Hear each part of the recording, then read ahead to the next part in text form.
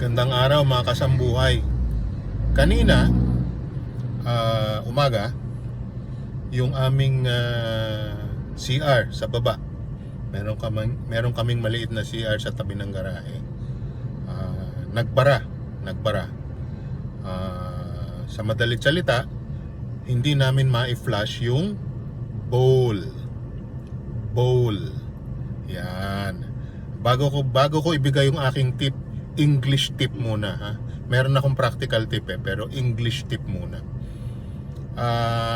Nakakatawang hindi, may narinig akong paliwanag. Pag yun daw inidoro o yung sa toilet, ang tawag daw bowl. Pero kapag kakainan, katulad nung mangkok, bowl. Sabihin ko lang ho sa inyo, hindi po ganon ano. Ang tama po ay bowl talaga. Kahit na yung nasa CR, bowl. Yung kakainan, bowl.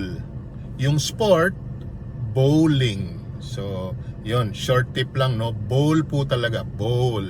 Yan. Ngayon, ang practical tip ko para sa inyo ay pag nagbara ang inyong bowl o hindi kaya yung inyong lababo, maganda kung meron kayo nung parang pump na gano'n ano, yung minsan kulay itim, minsan kulay red, yung kulay kalawang no. Nagwo-work ho yun. Lalagyan nyo muna uli ng laman o kaya dahil nga barado may laman, bobombahin nyo gently para hindi tumalimsik sa inyo no.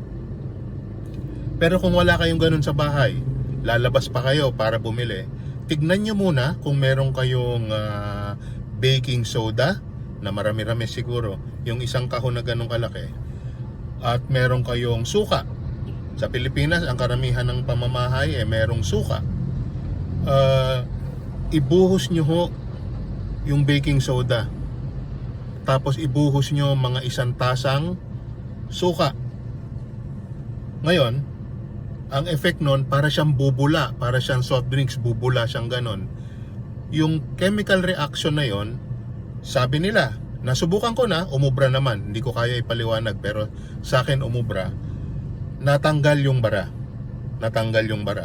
Ang alam ko, ang suka kasi ay acidic. Alam natin yan.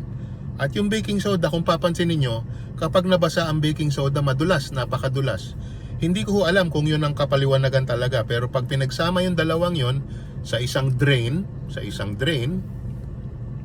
tulad ng bowl or sink drain, nakakatanggal ho siya ng bara. Siyempre, depende sa bara no, pero total wala naman kayong ibang masusubukan. Subukan nyo na rin ho, baka kasi meron na kayo sa bahay at umubra para sa inyo no.